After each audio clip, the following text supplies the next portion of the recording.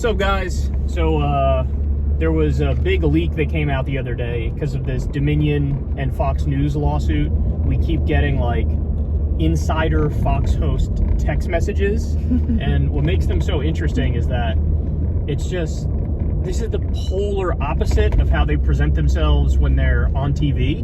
Like, there's no connection between their like public beliefs and their private beliefs. Funny enough, remember that's what Hillary Clinton said back in like 2016. Like, I have my public positions and my private positions. Right. They are the embodiment of that idea.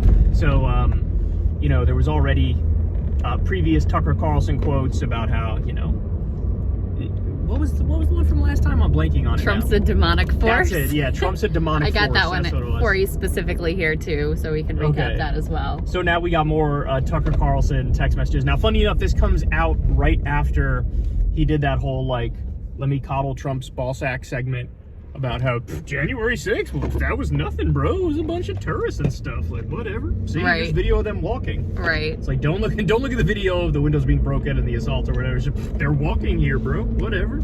So anyway, it might have been the same night that came out. It was either that night or the night after we get these secret texts. So go ahead and tell them. Okay, so this is a range of them. I'm not sure when, like, which batch they all came out in, but there's some real highlights here. So he was texting with his producer about Trump's businesses, and the producer says Trump has a pretty low rate at success in his business ventures, to which Tucker replies, that's for sure, all of them fail. What he's good at is destroying things. He's the undisputed world champion of that.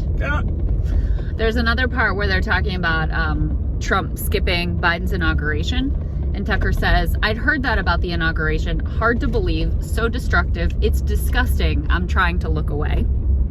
Wow. That's funny because that's something even I didn't care about. Right. Like, I expected him to not go because of his ego and stuff. So I'm just like, it is what it is. He's like, oh, sure. How could you? The norms. Yes, exactly. Yeah, in the sense I was sort of like, yeah, it's probably good you didn't go, to be honest with you. Yeah, there's no way he would have been normal. You know what I mean? Right. Yeah.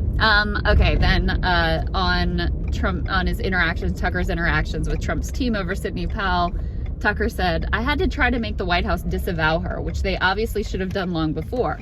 Laura Ingraham replies, no serious lawyer could believe what they were saying. And he says back, but they said nothing in public, pretty disgusting. And now Trump, I learned this morning, is sitting back and letting them lose the Senate.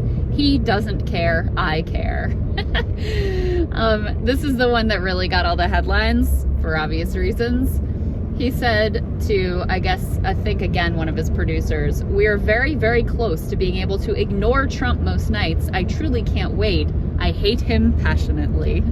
There it is. I hate him passionately. Think about how polar opposite that is from his public commentary. Yeah. Yes. And then I've got one more exchange for you here that is also quite revealing. After the riot, he's texting with his producer again about Trump's culpability in the insurrection, and Tucker says, Trump has 2 weeks left. Once he's out, he becomes incalculably less powerful, even in the minds of his supporters. He goes on, he's a demonic force, a destroyer. That one's the old one. But he's not going to destroy us. I've been thinking about this every day for 4 years, and there you have it. There was one more that's not in this article where he basically says, the Democrats have serious lawyers like Mark Elias. We have Sidney Powell and Lynn Wood. This is why they win everything and why we have nothing to show for 4 years of Trump. Let's just admit it, like we accomplished nothing or something like that. Yeah, what was the one? We have nothing to show for it. Oh, yeah. There's no upside of Trump. No upside, That was the comment. There's no upside of Trump. It's amazing because in a weird way, I actually feel bad for all these Fox News hosts because I did a segment like talking about this the other day. Think about how many different interests they're balancing when they go on air. They're like, oh, what does Rupert Murdoch think? And then it's also now the CEO, Suzanne, whatever. Like, what does she think? Oh, what does the audience think? Oh, like they're trying to balance like 4 or 5 different interests. And it's like, I can't imagine being that cucked. Like, your job as a commentator should be, I mean, look at what's happening. Here's what I think of it. And that's it. And like, let the chips fall where they may, you know? Yeah. And if you're lucky, 8 times out of 10, the stuff you're saying sort of has a natural audience. And 2 times out of 10, you know, you got to buck the people who normally agree with you, but it is what it is. We're all human. We're not going to agree on everything, right? Right. But they don't, that's like, it's not even in consideration for them to just be like, here's what I think. Correct. And remember, I sent Crystal a clip the other night of an amazing moment. It was Tucker Carlson on C-SPAN. This is all the way back in like 2003, something like that. And it's such a telling clip because it shows his psychology. He's talking about Bill O'Reilly, and I think he wrote about him in his book at that point.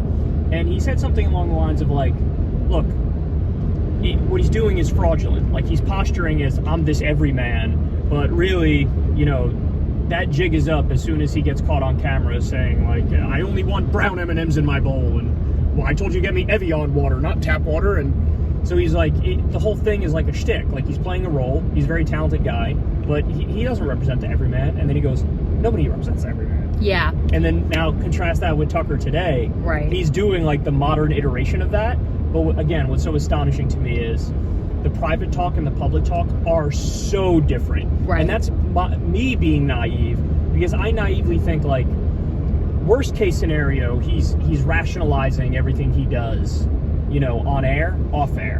And so, like, he could provide a defense of it. Or he just flat out believes what he's saying on air and off air. But neither one of those things are true. It's like he knows the stuff he's pushing is total garbage. That's what I take away from that. Yeah. And I find it amazing, because I'm just like, how do you sleep at night? I know. I feel the same way, because I think what happens with all these people, and this is a very, very stark example, is they think, like, it happens incrementally, right, where it's step by step. It's like, well, I can't say that because it'll piss off the audience, or I can't say that because I need to maintain my influence and access with the Republican power brokers or with Trump himself, and I feel like he listens to me on this, and so, you know, I can't cross him because then I won't be in a position to, like, have this influence on him or right, whatever, or get him on my show. And so the minute you start thinking like that, it's over. Yeah. You can end up rationalizing any sort of lie, omission, propaganda, etc., because it's all in service of right, whatever other things you have put above just being directly honest with your audience. Yeah, you've abandoned the truth for what you perceive as your greater truth, kind of. Yeah, your whatever cause you think right, you've, like, exactly, invented in your head you're serving. I mean, this is Soccer and I were talking about this, and I made, again, the Tucker example is extremely stark, but you saw a version of this in the Democratic primary with Elizabeth Warren, where she abandoned her original critique of Joe Biden and the bankruptcy laws that he helped pass, which was like the bedrock of her career and how she rises to political prominence, etc. She doesn't say any of that in the Democratic primary. Why? Because she wants to maintain her access, her ability to potentially be vice president, her ability to potentially be treasury secretary. She's a player in the game.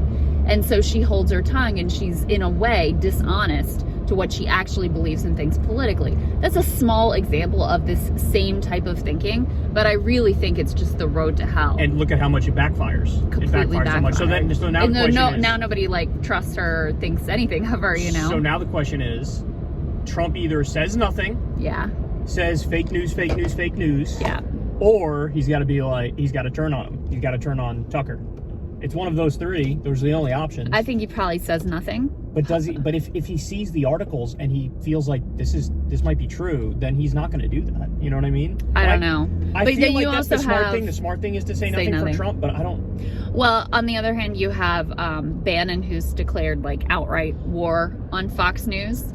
And Trump has also declared war on Fox News and, like, attacked the network generally, but he hasn't gone specifically after Tucker. And that would be my guess of what he continues to do. He can if he wants to now. Anyway. But why would he? Because Tucker is so useful for it. I want to wrap it up because we don't want to dox ourselves. Okay. Anyway, love you guys. Bye.